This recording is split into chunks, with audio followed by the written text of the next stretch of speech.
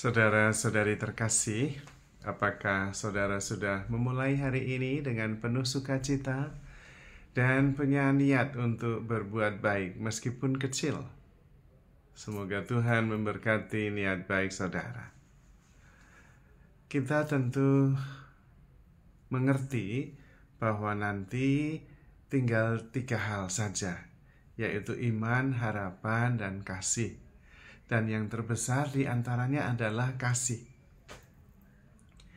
Ketiga hal itu sebetulnya adalah roh, bukan materi, bukan benda. Karena memang itu adalah iman. Iman itu adalah hal rohani.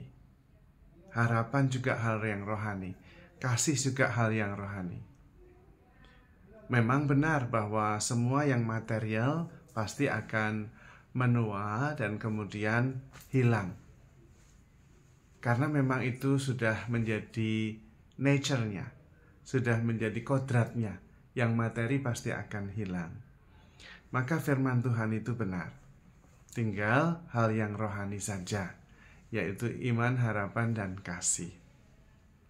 Namun yang rohani itu mendapatkan wujudnya, ungkapannya secara jasmani melalui diri kita. Kitalah yang mengasihi. Lewat diri kita, kita mengasihi. Lewat kata-kata, lewat tindakan, lewat sikap, lewat perbuatan. Apa yang kita lakukan. Kita juga berpengharapan itu lewat tindakan, lewat kata-kata, lewat karya. Demikian halnya juga iman. Iman itu terungkap dalam perbuatan, dalam tutur kata, dalam kegiatan. Maka penting sekali melihat tindakan-tindakan kita. Apakah tindakan kita itu digerakkan oleh iman? Apakah keputusan-keputusan kita itu digerakkan oleh kasih? Dan apakah kita bisa bertahan terus berjuang karena kita mempunyai pengharapan? Nah, itu yang penting. Kita perlu meneliti diri kita sendiri, keputusan-keputusan, pilihan-pilihan, dan tindakan-tindakan kita, supaya kemudian kita bisa mengenali apa yang menggerakkan. Nah, di situ sebetulnya yang penting. Karena kasih yang rohani itu baru mendapatkan ungkapan atau ekspresinya melalui diri kita, melalui badan kita, melalui sesuatu yang kelihatan maupun yang tidak kelihatan dalam diri kita, melalui pikiran, melalui tindakan, melalui kata-kata.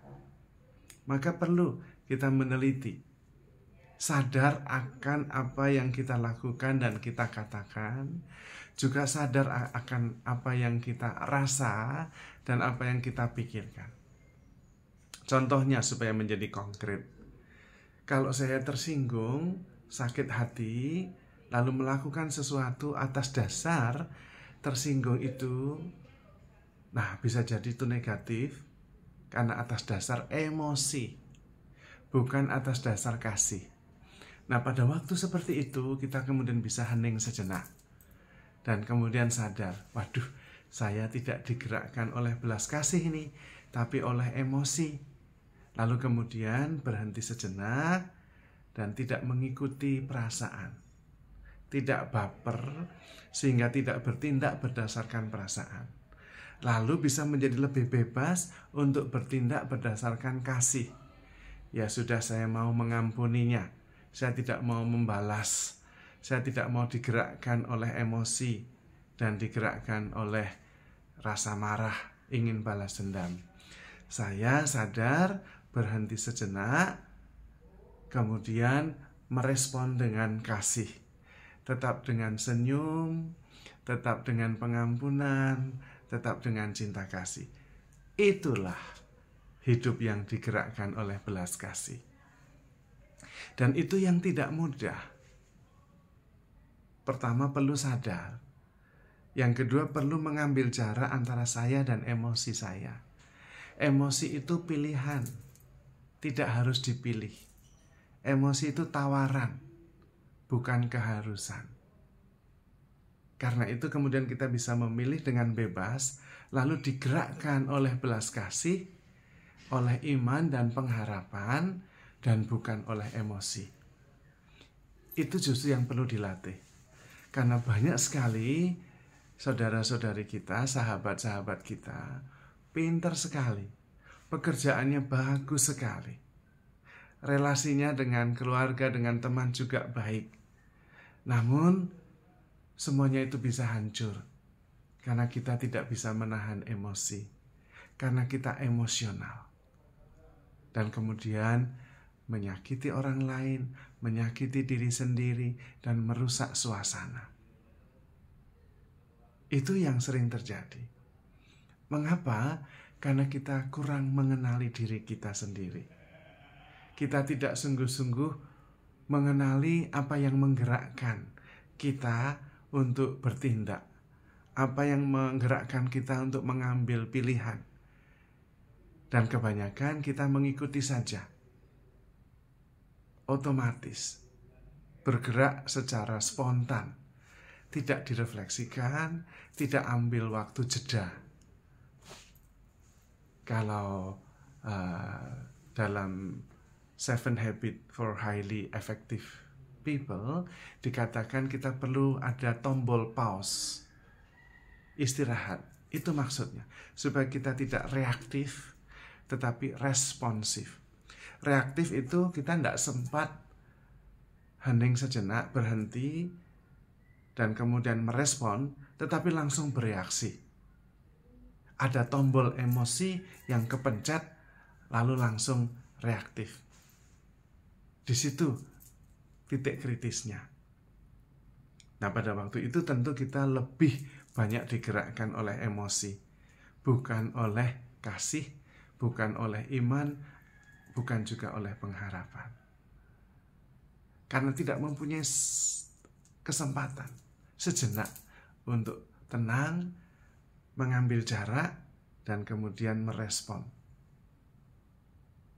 Maka sebetulnya kita perlu waktu hening, waktu untuk mengambil jarak, supaya kita kemudian responsif, bukan reaktif. Ketika kita responsif, kita yang bebas menentukan. Rangsangan-rangsangan emosional itu sekedar tawaran. Kita tidak otomatis mengikutinya. Kita bisa memilih merespon dengan cara yang berbeda. Salah satu momen kecil itu, disitulah yang menentukan kedewasaan kita, kebebasan kita, dan kematangan rohani kita. Memang benar kita mengerti, nanti tinggal 3 hal, iman, harapan, dan kasih. Tapi kalau kita tidak sungguh-sungguh memahami dan membreakdownnya menjadi sebuah manual yang bisa kita lakukan, maka kemudian kita mengerti itu tidak mempunyai banyak arti. Kita perlu melatihnya sehingga kemudian bisa menjadi sebuah respon yang sadar. Langkahnya tentu sadar dan melihat, menyadari reaksi-reaksi kita, lalu mampu mengambil jarak, hening sejenak, dan merespon dengan cara yang berbeda. Maka kita tidak lagi dikendalikan oleh situasi, tidak dikendalikan oleh orang lain, tetapi kita mengarahkan sendiri, memilih sendiri, respon-respon kita, keputusan-keputusan kita. Dan tentu pada saat itu kita bisa memilih untuk bereaksi dan merespon yang berdasarkan kasih, iman, serta pengharapan. Maka kemudian yang kita lakukan itu digerakkan oleh kasih. Dan ketika kita terus berusaha, kita terus tekun dan setia, konsisten, karena digerakkan oleh pengharapan. Karena kita bisa memilih apa yang memang sungguh-sungguh membuat kita bertumbuh secara matang, secara pribadi, baik secara pribadi maupun rohani. Kita tidak sekedar reaktif menjadi emosional. Dan itu adalah problem banyak orang. Ketika kita bisa, maka kemudian kita menjadi pribadi-pribadi yang responsif, bertanggung jawab atas respon kita, karena kita bisa memilih respon kita sesuai dengan apa yang kita yakini sebagai kasih, iman, dan pengharapan. Terutama karena kita sadar bahwa kita begitu dicintai Tuhan. Maka saudara-saudari terkasih, handle yourself with care because you are loved. Tuhan memberkati.